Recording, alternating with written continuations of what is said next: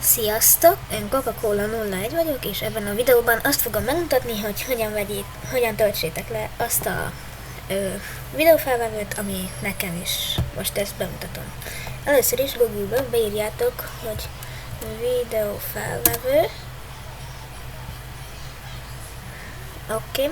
És most, mivel most így mindenfélet raktak most fel, ami nekem van, ez az Apple Soft. Erre rámentek,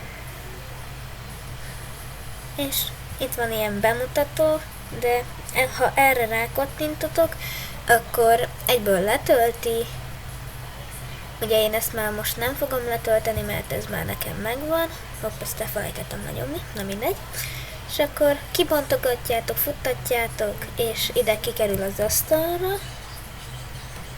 Ezt átrakom ide.